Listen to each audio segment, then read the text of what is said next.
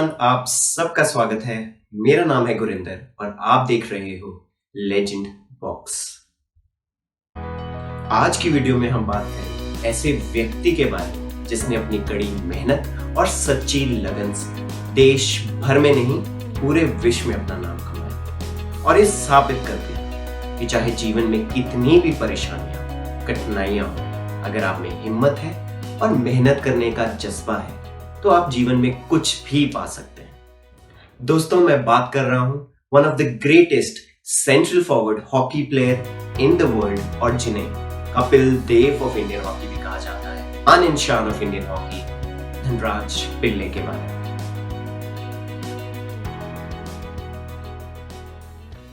दोस्तों, इस वीडियो में हम बात करेंगे धनराज पिल्ले की एंटायर जर्नी के बारे में, उनके स्ट्रगल्स, उनके अचीवमेंट्स और उनसे हम क्या सीख सकते हैं। यही मकसद है लेजेंड बॉक्स का। तो देरी किस बात की, लेट्स गेट स्टार्टेड।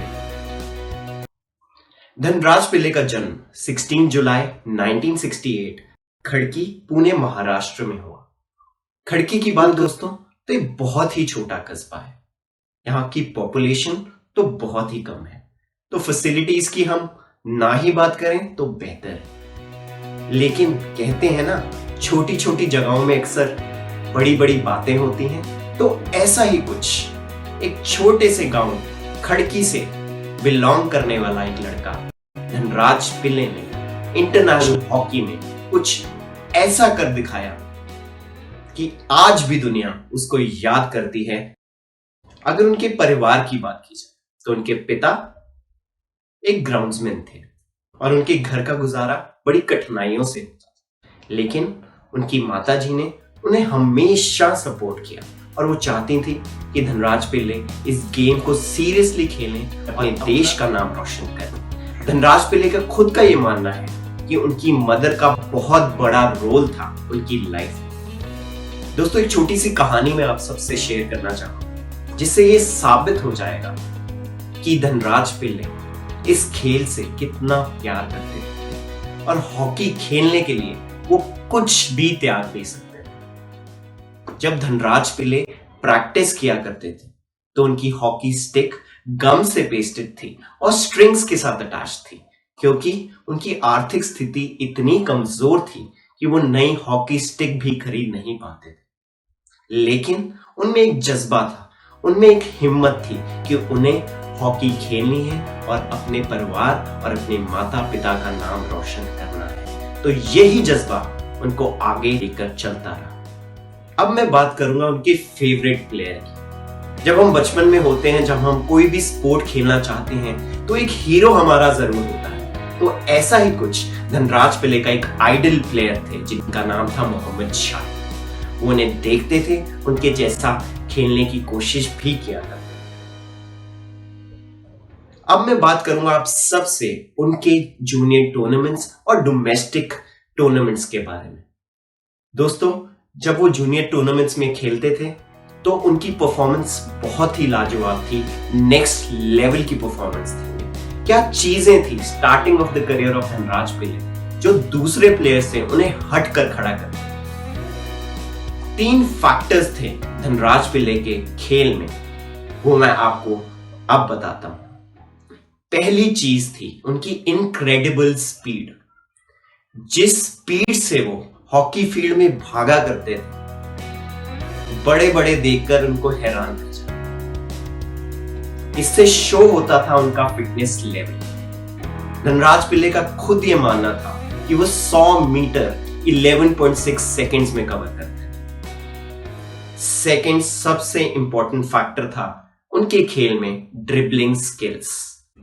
वो हॉकी की गेंद को अपनी स्टिक से इतनी बेहतरीन तरह से ड्रिबल करते थे, वो बड़े से बड़े डिफेंस को तोड़ने का मादा रखते। और इस स्किल से उन्होंने भारत के लिए कई मैच सिंगल हैंडेडली अपने ड्रिबलिंग स्किल से इंडिया को जिताए।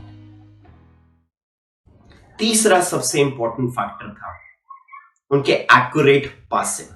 दोस्तों, सबसे इंपॉर्टेंट चीज होती है हॉकी में अगर आप खेलते हैं तो वो होता है आपका टीम वर्क और आपका इंटेलिजेंस लेवल।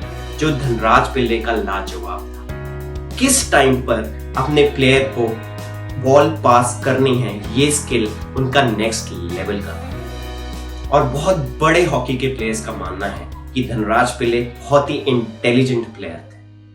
दोस्तों, उसके बाद उनकी डोमेस्टिक टूर्नामेंट्स में लगातार बेहतरीन परफॉर्मेंसेस, जूनियर में उन्होंने बहुत ही लाजवाब परफॉर्मेंसेस दी और फाइनली 1989 में दोस्तों, ये ईयर जरूर याद रखिए, 1989 में धनराज पिल्ले को इंडियन टीम में सिलेक्ट किया गया।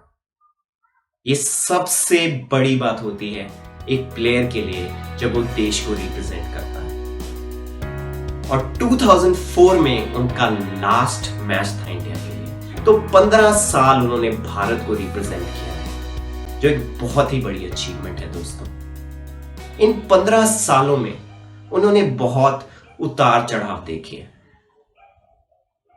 बहुत अप्स एंड डाउन्स हुए उनके करियर में, लेकिन जब भी उन्होंने वापसी की तो बहुत स्ट्रांग वापसी की। और एक चीज उन्होंने साबित कर दिखाई कि वो एक बेहतरीन खिलाड़ी तो है ही, लेकिन वो मेंटली टफ भी बहुत है।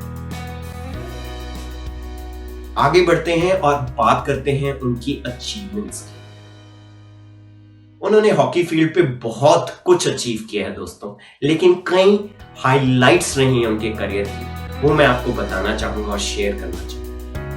वो इकलौते भारतीय खिलाड़ी जिन्होंने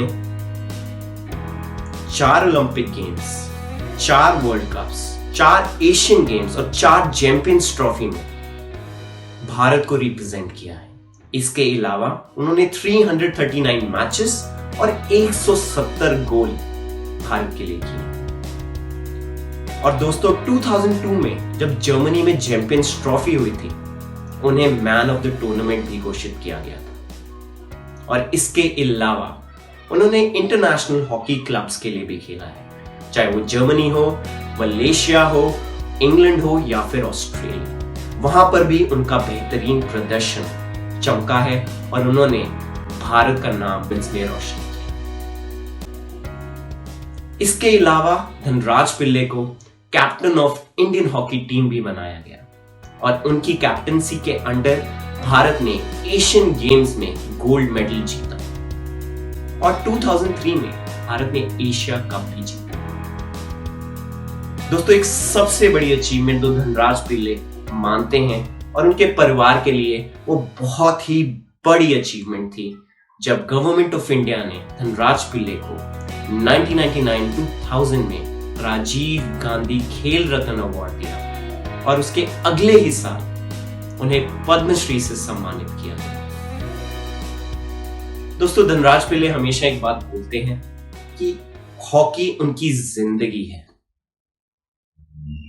और आज भी धनराज पिल्ले हॉकी की बेटरमेंट के लिए काम कर रहे हैं। दोस्तों, ये थी इंटायर जर्नी ऑफ धनराज पिल्ले और इस इंटायर जर्नी से हम क्या सीख सकते हैं? हम ये सीख सकते हैं, do not stop dreaming, dream big and do not give up in life.